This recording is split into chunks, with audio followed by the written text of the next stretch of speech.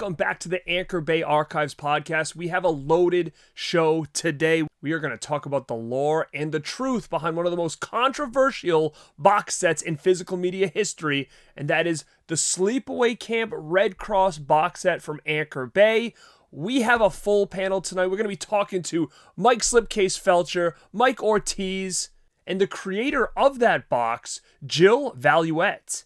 And on top of that, we're going to be hearing from John Klyza. We're going to be talking to him all the way from Australia. He is the head of SleepawayCampFilms.com, and he's going to talk about his involvement in this release. So stick around because you're going to find out everything you wanted to know about this classic edition. We've had the mics on before. We welcome you guys back to talk some more Anchor Bay goodness. Hello. And we have one of your coworkers, Jill, joining us for the very first time, and welcome to you. And there's a couple of big titles that we definitely want to hit while we've got you on here. Yeah, thanks for having me on. One of the biggest reasons we wanted you here, because it is the summer, and doing these episodes and kind of learning a little bit more of like the ins and outs of Anchor Bay, because him and I were huge collectors of all this stuff back in the day, and they just mean so much to us. And there's so much of a history in that company that I think really just kind of catapulted what we see now. And everybody that's worked there is kind of doing their own thing now where physical media is. I think Anchor Bay really was a precursor to everything we see now. And being the summer, I think one of the stories that people always talk about, I even did a video on the history of this edition, but now that we have the people that were there, I want to get the true full story on this Anchor Bay Red Cross box set that is, in my opinion right now, it is literally like a grail item for horror fans because of the lore of this being recalled and they was going to get sued by Red Cross. Like, I want to know exactly what went on, who was involved, how this change came about, and what better people to have on right now than you three to kind of, let's clear the air here and figure this thing out. It was one of the very early examples, too, when the news got out about these being, I don't know if they were recalled, however you want to describe it. You couldn't sell any more of them after a point. Right. And I don't know how the news got out, but like those prices immediately skyrocketed on eBay. That was one of the first. The day that the announcement went out, I remember looking it up on eBay. It's like they're already up. Yep. The banned version of Sleepaway Camp, and it wasn't technically banned though, was it? It was just pulled from the shelves and replaced with a new version. No, Red Cross basically, they called us up and said, "Hey, knock it off." Yeah, that's it. That's all they did. Well, a little bit more. They told us we violated the Geneva Convention. Right. Yeah. So And this was back before Anchor Bay had a legal department reviewing everything. Right. Oh, that's very true. There's so much of what we did was illegal and copyright violations and other things. Right, but we didn't know because there was nobody checking it. How did they find this out? Was like someone that worked there walking down Best Buy and be like, "Hey, probably, most likely, figure this out." Wow, probably. But no, it was they basically said we couldn't do it anymore. So for future runs, we had to change it. But nothing was ever pulled because that's a pain in the ass to make happen. It was just, but the problem is once that story gets out, people go, "Oh, it's hard to find," and then they buy it off the shelves, and that's why it vanishes off the shelves. We had to scramble to get the second version out as quick as we could. We did put a press release out, as I recall. That was basically, that was basically like, we do certain blah blah blah blah blah. We're making a change to and that's when. Everybody went out and bought those copies were out. Honestly, the Red Cross did us a favor. We sold out of whatever stock we shipped out there. That's true. The thing is, in terms of it being rare, that first run was pretty large. It was. You can still find it. It just immediately went into the secondary market instead of just going on to Best Buy shelves. Yeah. Now, there was multiple versions of this edition. I think there was 4 total as a whole. Now, I know something was Best Buy exclusive. Was that the ones that had the 4th disc? Was that like a Best Buy exclusive one? Yeah, the one that you held up. That was. It has that little bloody mark on there. Blood splatter on it. Okay, so anything with the blood stain was a Best Buy exclusive. The other ones without it were just everywhere. Correct. And then we had that for both versions, both the Red Cross and the generic version. Mm-hmm. And we would do that a lot. There was very often additional content for exclusive retailers. Yeah, Best Buy especially. We did a lot of Best Buy exclusives. Yeah, I think Anchor Bay may have been the first to do that back then. Like what was this, 2002? So it's still pretty early in the game. Yeah. Yeah, possibly. Yeah, well, I mean, we were breaking new ground back then. Well, I mean, I remember people would be like, "Oh no, I want more, so I'll go to Best Buy to get it."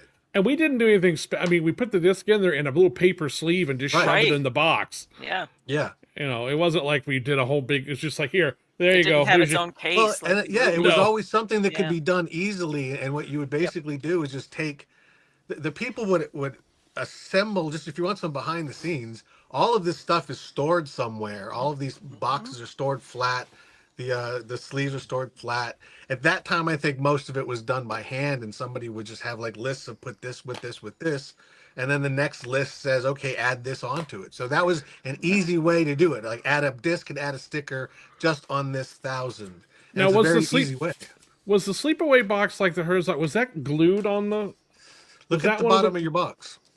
I see. I remember that the spine was glued on. Yes, that one. The spine is glued. Yeah. Yep. Eventually, we stopped doing that. Yep. Right, we had to redesign. We redesigned all of those box sets to have to be able to fold, so they could ship easier. This was the first time I'd ever heard of this Survivor part. This disc, like I had never heard about any of this before. Were any of you, Mike? Were you involved in getting that content? Like, where did that come from? That all happened in L.A.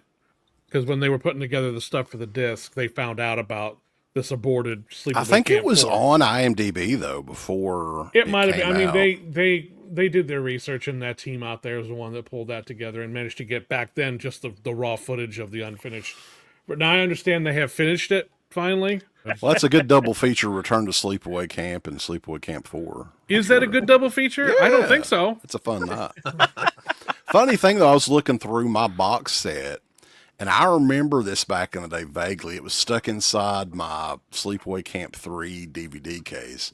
I actually made and printed out the cover for Sleepaway Camp 4.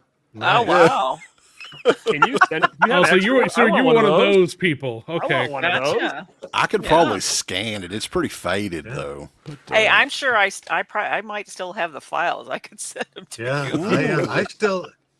They're in Quark Express, probably. I don't know if anybody uses that program anymore. It was amazing to see what they had, looking back, what the graphics department had to go through in terms of what their workflow was like back then.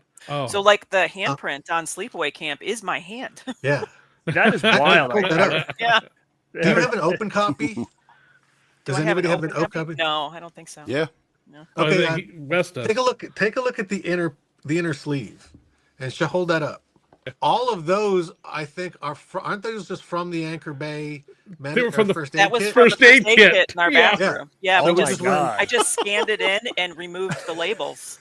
Yeah. It was the path of least resistance with this stuff. It's like that is so funny. So that's actually our real first aid kit, because that's what we would do. Yeah. We would use stuff around the office, the plates and knives that appear, pencils and pens, all that sort of stuff. We would just our own photograph hands and it, feet our hands. and whatever we needed. Oh God, yeah. I just learned today that there was a Sleepaway Camp first run in 2000 that you guys did just for the first. It was. I didn't even really know that. I thought this was I remember it. that. And so I've been on eBay trying to track out a decent looking copy of it. Yeah, we didn't get the sequels till later. So this is the only time the sequels were touched by you guys. Really was. Well, this is still the only time that they've ever all been released together in a box set too. Never again. Yeah. Probably. Which is insane. That's wild. Yeah. Between the transition from the Red Crosses are out, they're sold out now. The first run is sold out. We're not going to do it anymore. You guys have to make a change. You had to figure this out quickly to get the second run in. So now was the Red Cross how many? It was just that was just the first run to all the stores. It was just one. Right. Okay, so then that was gone, and you guys came up with this design. Was this a pretty easy fix? You just kind of put the survival kit in the middle and said it is what it is, and or was there a lot of? Garrett, do you have all four of those? I'm just curious. No, I just have this one and this one. Jill, do you remember that we missed a few of the Red Crosses on the inside at one point? I do, because we thought we didn't have to reprint the booklet inside, but the Red Cross is on one page. Yeah, and the booklet had to get because the booklet had to get redone because we used it one time. Fuck, we got to redo this whole damn book. Yep. But yeah, isn't it? I guess it would also be on all of the stuff inside, all of the creams and things. Oh yeah, it's not. It's not on the. It's not on the DVDs. No, it's on the inner. It's on the inner box and the booklet. Boxes and the booklet. When a disc goes into production or a product or whatever, what do they print the most of? Is it the discs itself, or it depends on what? Because they'll sometimes go more on the packaging because they can just have it sitting there, and if they need to make more, the discs are the more expensive part of the bargain. Yep.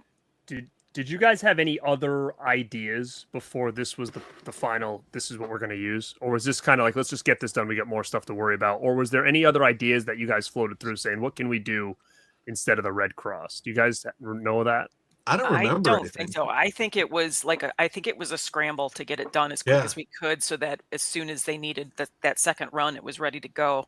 So I'm pretty sure it was a scramble to be like, all right, what can we put on there? Right. Okay, let's just get it done. And this has to go to print. Yep. Whenever we had things like that, it was like, this has to go to print today. Yep.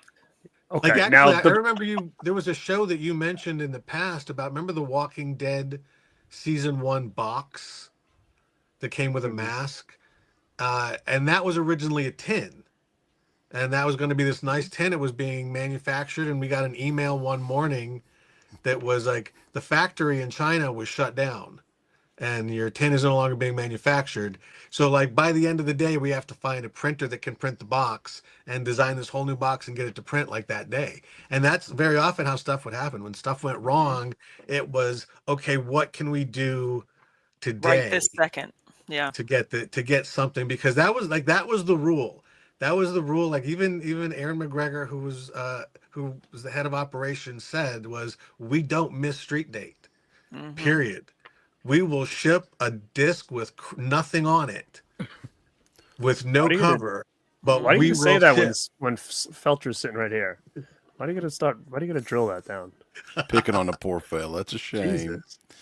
Was there anybody in charge, though, that was supposed to okay like everything and make sure, or was the company just still, as far as like the office, kind of the smaller entity as far as that goes? You didn't have anybody the brand manager really should have looked into whether or not we're allowed to. Now, none of us thought that. We all just assumed. Right. The brand manager on that, if it is who I believe it is, did not cross a lot of T's or dot a lot of I's. He actually probably didn't even finish writing most of the I's. So yeah, it was somebody, and that was somebody who would come in and go, "Up, we got to fix this." Or probably came up, we screwed up. What do you mean we screwed up? But it was the blame got the company got passed a lot. Yeah, really dodged a bullet there if you think about it, because definitely Red Cross, if they weren't cool about it, they could have been like, hey, we want all of these copies destroyed, whatever else, you know. Mm-hmm. Oh, it was the most nice. I mean, the Red Cross, it really was. It was polite. It was not even a stern legalese. I mean, it wasn't soft, but it was like very kind of like, but they also, I think they probably recognize that most people don't realize that, no, you can't use that, because that is a sign that like people have to go to. When they see that, they know that that's a place to go get help and aid, and we don't want like businesses to put that out so that all of a sudden people show up. So I get it, and that's why you did it, because you figured if you could put it on the box, people would go to that to buy it. I think you guys did it on purpose. Yeah, well, we didn't think anyone was going to grab the box and go, "This isn't a real survival kit. You've been screwed." Right. Somebody's like on the floor hurt, and they're trying to use their arms been cut off. This isn't helping at all. Maybe that did happen. Fraud. If we released that today, somebody would have that on video, and they would come down a lot harder. Oh, I did want to show, just for the guys, when we would route these, this is how it would go. You would route these things through the office, and they would just go from desk to desk to desk. Here's what the cover for Escape 2000. Here's an actual routed cover for Escape 2000. Here, hang on. I'll see if I can solo that. So we can there see you it a go. little bigger. Oh, see all the notes that would get meant. Everyone would find something to bitch about. Yeah, everybody had to put their fingerprint on it. Yeah, I love that. And so that would be on there, and then this was an actual routing form. Wow! I forgot we even had those. Yeah. October 23rd, 2003. Yeah, and people would put their initials down here, and then it would eventually get returned to me because I was the marketing manager. So yeah, that was October was the release date on that one, but you had sent that. Was it in July? So these things would. I mean, some titles would be a little further out than that, but a lot of the times it was down to the wire with pretty much everything there. Yeah. You know, but that got better over time, though. It did. And I will say this: once we got the legal department, because then we had to build in time for everything to go through them. And yeah, I got blamed for that somehow. And the reason I got blamed for it is I had a reputation. You got blamed for everything. I would catch a lot of poor Sleepy. Yeah. But then when I didn't catch something, Felsher fucked up. What? Right. There was also, because see, Michael wasn't necessarily always on all of those routings. I mean, you started off being webmaster and other sorts of things. So what would very often, and what got you that nickname Eagle Eye that came from Dave Zupek. That's going to catch now. The eye again. There's something about the eye. Something would go to print. An eagle eye. Shut up. Sorry. Something would go to print. And it would route, and it would proofs would come back, and all the marketing people, designer would get it, and we get it back, and Michael would walk back, pick up, and look at it and go, "This is wrong." Like the first time he'd see it, he'd immediately spot a typo. People hated me walking in the office afterwards. Right. They would hide the routings because they didn't want to know. Oh shit, you missed that. With the Sleepaway Camp set, since we're kind of focusing on that, we're coming up on the 23rd anniversary when the original edition came out, August the 20th. 2002. Wow. What date did all of that come out? Like, how long was it on the shelves? I don't remember. Not that long, I don't think. Oh, yeah, it was pretty quick. Yeah, because it got gobbled. I mean, within a month or two, I want to say, but I don't know if it was that quick. It got gobbled up pretty quick because obviously with the controversy around the banned edition, you know. Reason being, those like the first print run of that. Do you know how many that was made for that first run, or at least more than 5,000? Yeah, it was usually 5,000 or 10,000. 5 was the minimum for something like that. I think it was like about 10 to 15. Yeah, it was probably 10. Yeah, easily. Okay, so that's a good question because that's what everybody always wants to know. Like, there's 4 versions. You got the 2 regular ones. You got the 2 Best Buy ones. Mm-hmm. Which one would technically be the most rare? So the Best Buy Red Cross one. Yep. Yeah. So the Best Buy Red Cross. Now you think that they wound up making more on the second runs? Yeah, that's what I'm wondering. Because a lot of how long was the second run in print? For a few years. Yeah. What I'm saying, but the Best Buy one, was that just a limited? Oh, that was just a one-time only thing. That was Best Buy probably only had that for a while. At a certain point, they would have been replenished with the standard edition. Yeah. Right. So do you think that between the Best Buy ones, those are probably the most rare? Those Easily. 2? Absolutely. Easily. Absolutely. Yeah. Yeah. Okay. The Red I'm just Cross curious. Best People Buy always edition. ask if the Red Cross is more valuable than this one, but both Best Buy versions. Which one probably had a lower run, the Red Cross or the other one? This is never a question I ever thought I'd have. I get this all the time. Garrett, what's the rarest one? It's probably the Best Buy Red Cross, I would say.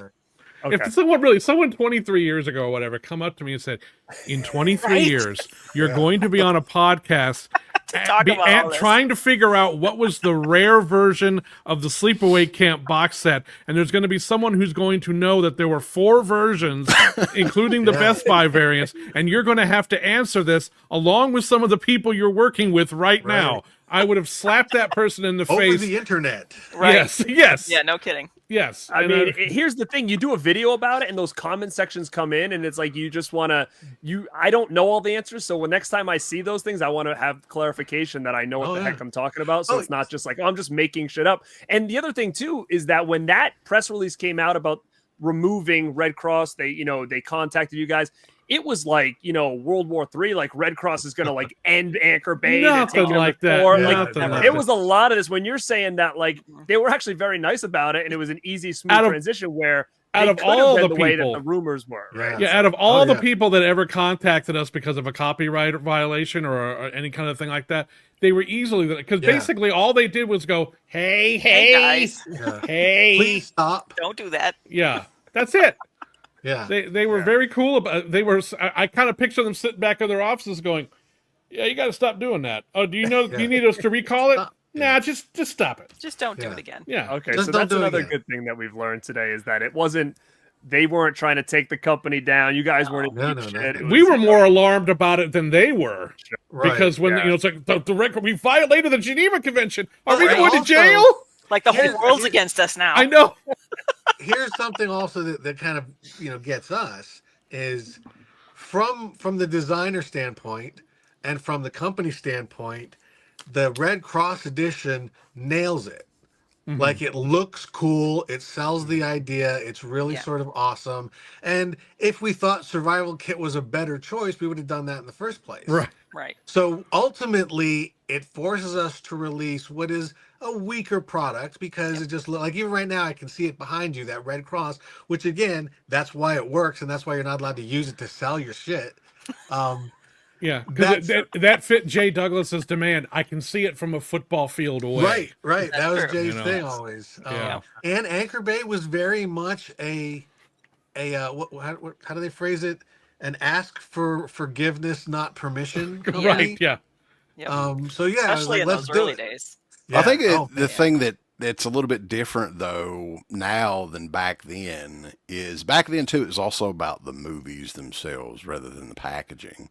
So the Sleepaway Camp movies, especially the sequels, were damn near impossible to see. Like I think before that DVD set in 2002, it was The Nelson tapes. That was laser it. discs and tapes Yeah. from like the late 80s. And those were fetching high dollar on eBay if you wanted those. Back And those then. two were owned by a different entity than owned the first movie.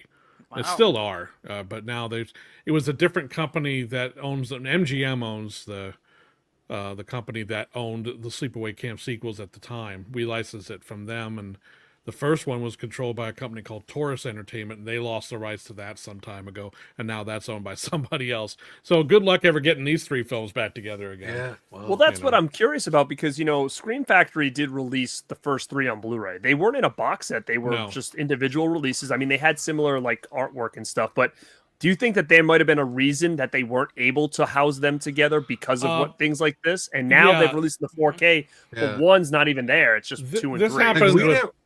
Mike, This happened a lot. Yeah. Didn't we have that with Evil Dead? And Halloween. Yeah, the problem, and this is a really good question because this also happened with the George Romero Dead movies and some of the other things that we had a lot of, if maybe even all the entries to it, but each film is controlled by a different party. Now that in and of itself is not a problem. The problem comes in when one or more of the different entities wants a bigger piece of the box set because they think their film is the big kahuna in the set. Right. So I know who that is in the Romero movies you're talking about. But like, with Evil Dead, the first one's controlled by the guys, the second one's controlled by an overseas company, and the third one's controlled by a domestic studio. None of those guys are going to give it up.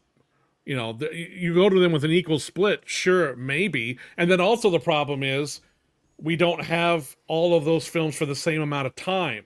So if we only have one for like 3 years and we have one for 5 and one for 7, we have to go by the one we only have for 3 years because then we won't be able to sell that set after those 3 years. So sometimes it's just a lot. There's just a lot of problematic elements. And it's interesting how like sometimes Anchor Bay UK could do what we couldn't. Yeah, They got did a that lot Dead more movies, than right? we did. Because the licensors overseas were different and they played nicer together. Yeah, they got the Hellraiser box before us. They got Phantasm. the Phantasm Sphere. They even did, I think, didn't they do a Living Dead They box? did. They did a Living Dead box, yeah. The Trilogy of the Dead, I think is what they call it. Never an Evil Dead box, no? No. Did they ever do anything like that? But that's interesting that you're saying that because I think did that affect why you didn't do certain things? Like for instance, you didn't put all the Halloweens together. Was there specific back then, reasons that on, would have like- been impossible. Yeah. Now, do you find it impressive now that someone like Scream Factory was able to get that to happen? That was a Herculean effort from everybody that I know that worked on that set. So I mean, because I think there were 5 licensors involved in that. It 5. was, but also what's interesting is when the early days of DVD, there's lots of money going around and lots of people then fight because they want more. Mm-hmm. That Halloween box set happens when things are starting to decline, and a lot of these home video companies have to be like, well, we have to make our year, so we have to start playing nice in ways that we weren't before. Right. So really, like, the existence of stuff like that was a symptom of the declining business because all of us just needed to. And like, so there, and those were all different deals. Some of them were just a purchased finished goods deal. Some were a license deal. Like, it was really complicated to make everybody happy, but it was just basically because everybody was trying to sell DVDs at a point when, or Blu-rays, when it's just hard to do. Yeah, but back during the quote unquote glory days of Anchor Bay, impossible. No, everybody, and that's one of the reasons why Anchor Bay actually even lost a number of its licenses, is because when we would acquire the license, the business is big and booming and robust. When time comes for it to renew, things have dropped, but the licensor just doesn't want to believe that they can't sell those kind of numbers anymore. And you guys talk about it a lot when you hear about limited edition of 100,000, and it's like, yeah, that was a limited edition. And I remember with Manhunter, like that was another press release that we blew through 100,000 in like the first week. But what's crazy is like a mainstream studio now, like the Nightmare on Elm Street Steelbook set that Amazon doing put like out. 4,000 or 5,000. 4,000 copies. Yeah. If we had the Nightmare on Elm Streets back then, we would have done 200,000 of those fucking. Well, there's the Anchor Bay VHS of Elm Street that Garrett has. What's the story with that? That was the tail end of the rights we had through the Media Home Entertainment catalog. We still had. There's like 4 different companies, I think, on that tape right there. Yeah, Video Treasures, and I mean, it was a whole thing. But we only had it for like, at that point, I think 2 years. Yeah. Well, Laserdisc too, because that's how Elite did their Laserdisc as well. They got those rights through Anchor Bay. That's definitely interesting about the box set situation and all the rights and how hard it is now for them to actually do legitimate boxes with all these movies housed together, because everybody's, their rights are everywhere. You guys even had the rights to do the physical media stuff and still couldn't put some of these things in a box. Yeah, no, especially and don't think we didn't try. I mean, we wanted to, but it was just no one was willing to give an inch. No one was willing to give away a percentage, even if we divided it up. I mean, I remember one. I don't remember which one it was, but there were 3 movies, and so we had it like 33 1/3 or whatever. Right. But one of them was a little more than the other, like by half a percentage point, and they wouldn't sign off on it. Because it was just like, no, it's just not, Other thing, though, that I had just about the content on the Sleepaway Camp set, the fan site, Sleepaway Camp Films, had a lot to do with that box set. And that was kind of unusual for back in the day that, this was primarily just fans. Do you remember how they got involved? I think I may have hooked them up with the people in LA or something like that, because it was, but there were 2 competing guys. Really? Do I have time for this?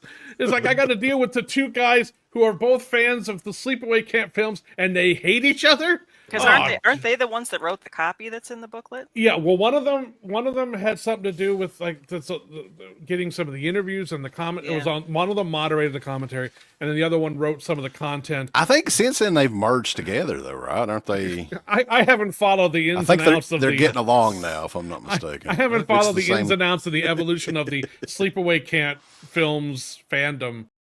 We just talked with Mike, and Jill, who were behind the scenes at Anchor Bay, building this box set, telling us the backstory. But they did bring up a couple people in there that also had a little bit to do with this box set. And I have John Klyza all the way from Australia. He is the man who's been running the sleepawaycampfilms.com for almost over 25 years, John, right? Yeah, something like that. Isn't that insane, dude? I was a young idiot when I started. Now I'm an old idiot. Well, thank you for being here, man. I appreciate you finding the time to sit with me and kind of talk about this Sleepaway Camp Anchor Bay box set. We're doing the Anchor Bay archives. We kind of dig deep into some of these editions that just kind of, as collectors, were so big and kind of changed our life back in like the late 90s, early 2000s. So when this box set came out, you had already had this site going, correct? Yeah, so I started a website for the Sleepaway Camp flicks with my friend Jeff in 1998, and we started getting in touch with people involved with the movies. Some of them actually started getting in touch with us, and it kind of snowballed into the DVD editions. You're probably familiar with the release of Part 1, Sleepaway Camp Part 1, on Anchor Bay DVD, that was actually released in extremely cut form, and it really pissed people off at the time. So I think when it came to doing part 2 and 3, Anchor Bay really wanted to make that up to fans because they couldn't really go back and repress part 1. So they were just going to make a really kick-ass box set.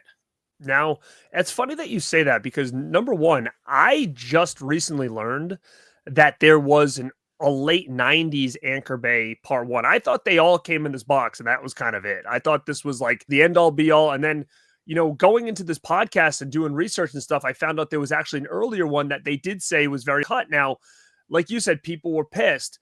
Now, this edition in this box set for part 1 is the cut version, right? Because I can remember having an uncut version from like another company on DVD because it was like the only way you could really get it uncut, right?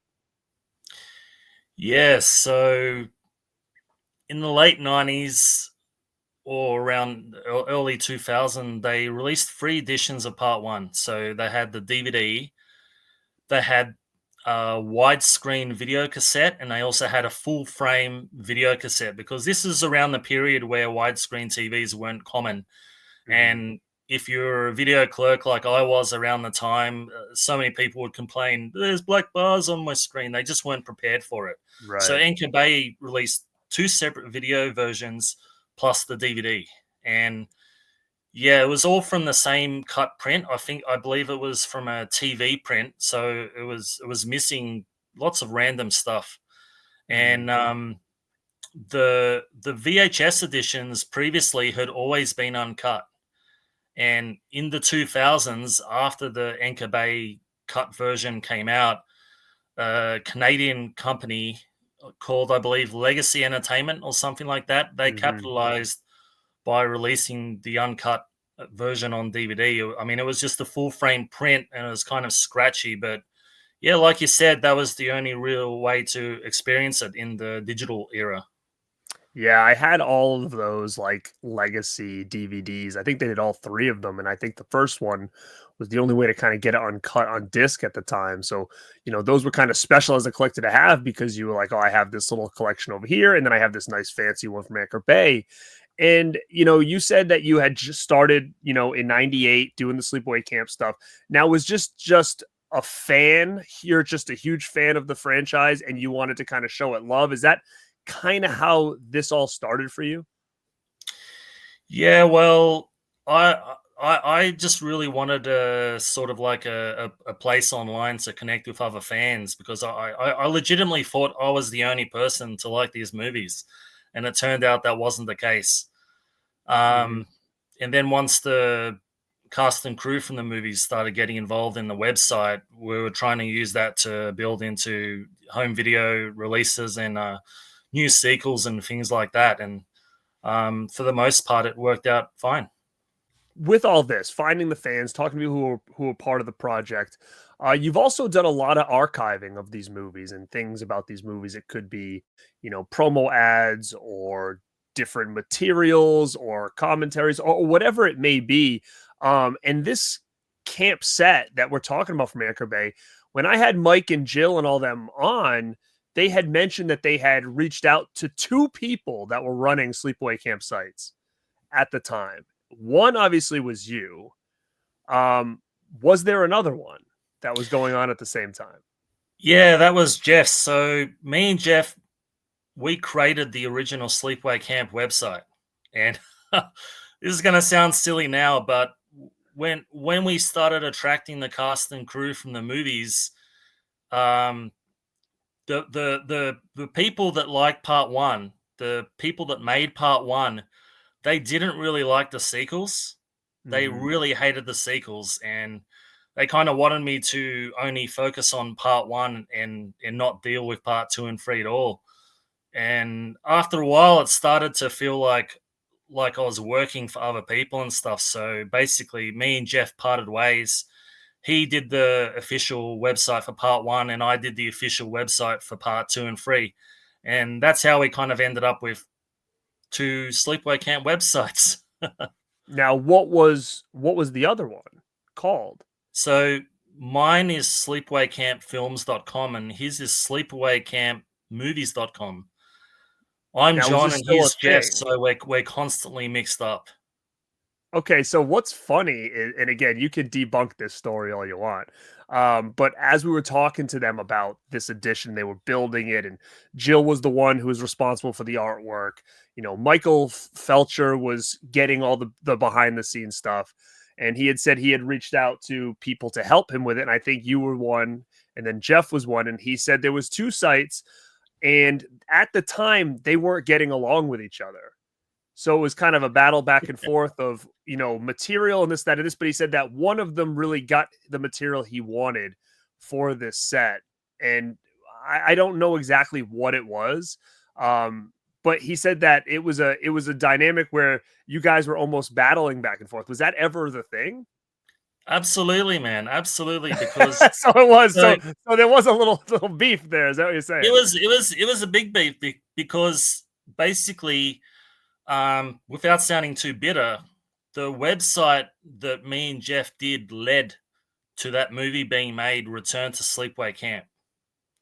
So they were trying to get that funded, and they needed about $5 million for that.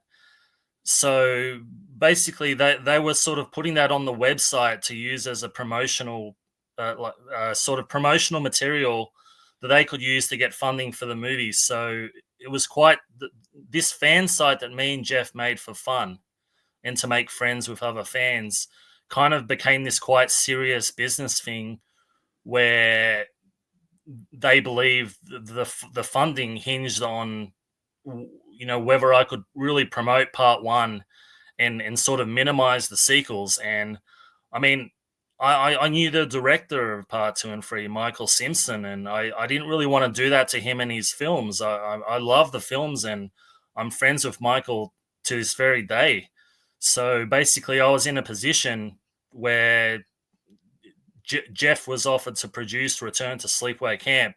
So he was on the side of the original director, and I was sort of friends with the director of the sequel. So it was sort of a bit of a battle there, and we could only really resolve it by splitting our websites in two. Now, they had also mentioned that he thinks that everything has now become fine. Is that the case as well with the two of you? Well, I mean, you know, we've kissed and made up in the past, Sure. and we're generally in touch, so things are all right. But we kind of ran into an issue recently with the 4K discs. So, did you help on this box set in the features for the part 2 and 3? Did you have any part of this set on the behind the scenes stuff? Yeah. Okay. So the booklet that's inside, I wrote the Sleepaway Camp Diary. So I did the parts for 2 and 3 and 4, and Jeff did the part 1, which he should have. That's great. I moderated the audio commentaries for part 2 and 3.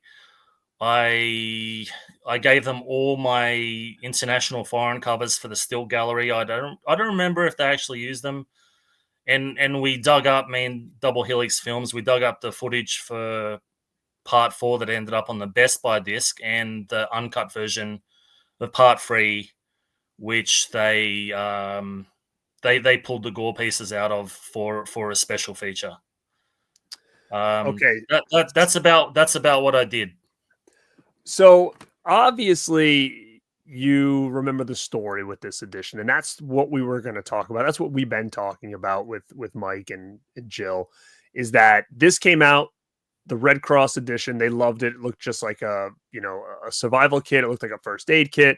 This one with the blood splatter was the Best Buy exclusive. This had the Sleepaway Camp 4, the Survivor disc in there. You helped with all of that. Now, where the hell did that thing come from anyways? That footage that we get here, like what was it? Where did it come from? Because it was so random at the time, and it felt so special and important, but it's like, how come no one had heard about this thing, and where did it come from to get this itself put in this as a 4th special disc?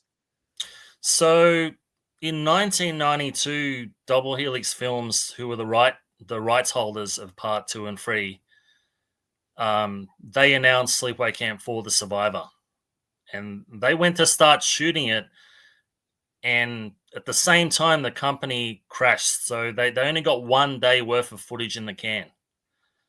So that's sort of what happened there. And they tried editing it into a trailer, and they created a sort of anthology film as well, but it just kind of sat there on the shelf and no one knew it existed until we dug it up.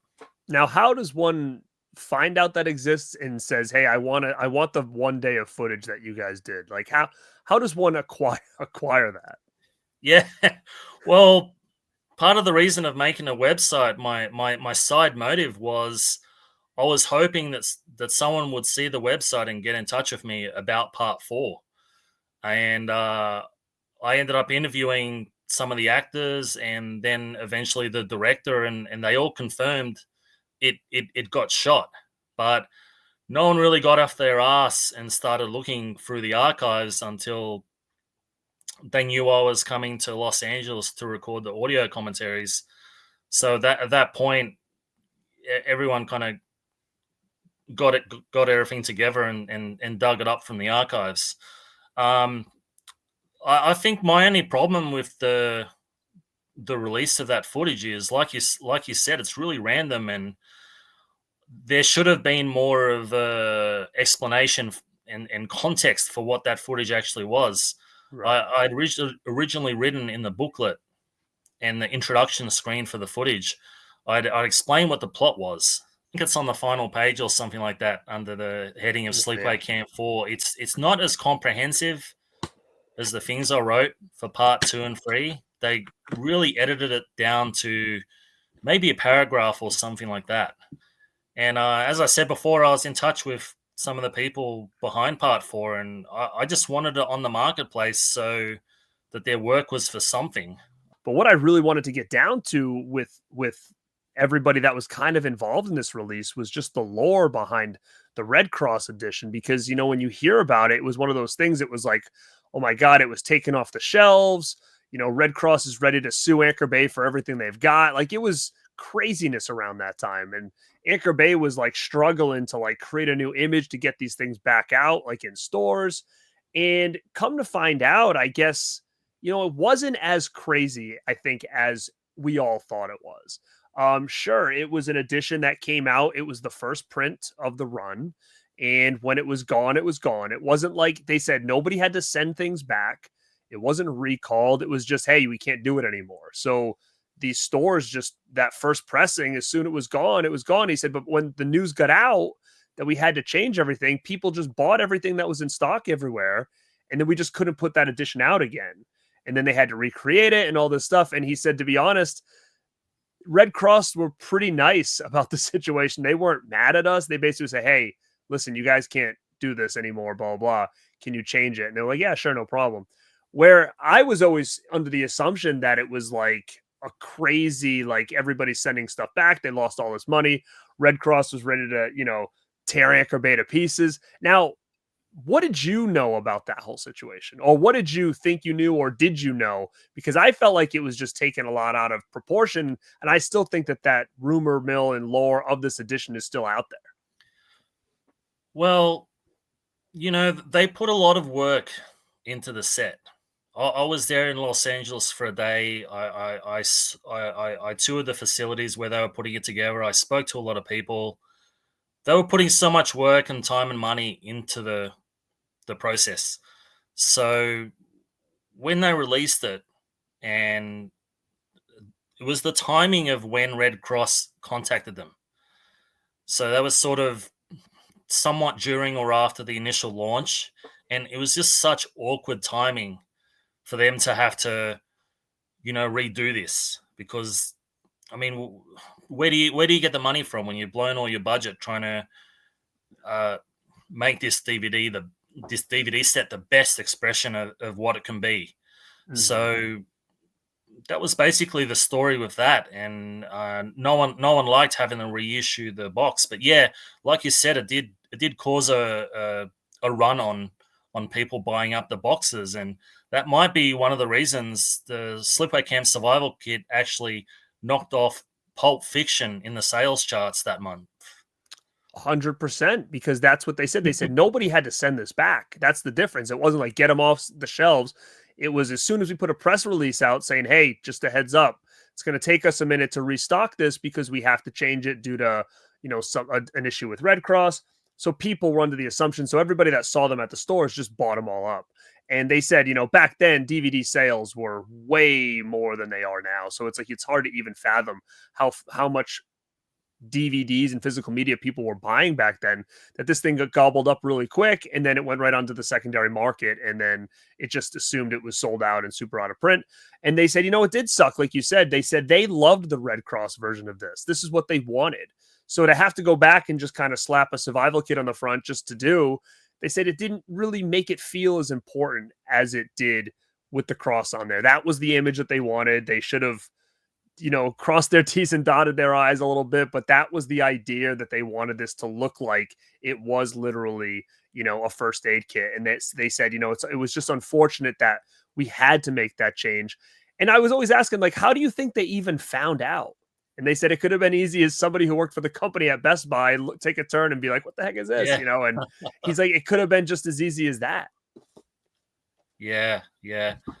I don't know, but it was probably something like that. And when I was speaking to them in person, they said they were possibly going to reissue Part 1 uncut in the next few years, depending on how sales went. But I'm sure once they spent all the extra money redoing this box, they just kind of threw their hands up, and that was that. It was a couple of years after the American set came out. The British arm of Anchor Bay, they released their own box set, and it looks very similar. It's got the red bloody handprint on the white box. Oh, I've seen this one. I started doing research the other day. Yeah. What about that set? Yeah, so they basically carried everything over, but when it came to putting the Part 1 in there, they used the higher resolution version because at this point they were doing dual layer discs, so they had a lot more space. So they put a higher quality version of all 3 movies on the British discs. But when it came to Part 1, they just used the same old cut print, and they announced that at the last minute that they were going to do the uncut one, that they had gotten their hands on the uncut print at the last minute. But then they just ended up putting the cut scenes into an Easter egg. They never bothered integrating them into the movie. And they said that was due to the quality of them. But the quality of the uncut scenes weren't that bad. They were just kind of a bit scratchy. They're from 35 millimeter. And anyway, I mean, a couple of years prior, Anchor Bay US had released Silent Night, Deadly Night with uncut scenes spliced in that looked like absolute dog crap, but they put a disclaimer up front, so no one really worried about that. And yeah, it wasn't until the Blu-ray that we really got the uncut edition.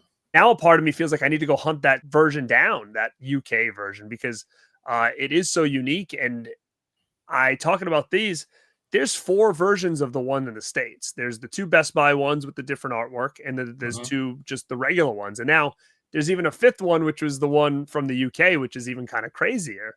But yeah, I definitely just wanted to kind of get your thoughts and opinions, being there in the process, working on the features for this. Man, again, thank you so much for coming on and talking all things Sleepaway Camp. We should probably do this again as soon as we find more stuff to talk about. I would love to have you back on, man. Sounds good, man. Thank you so much for the opportunity to talk about these films and this awesome box set release. Huge thank you to Mike, Jill, and John for joining us tonight. Make sure you're following Anchor Bay Archives on Instagram, Spotify, and Apple Podcasts.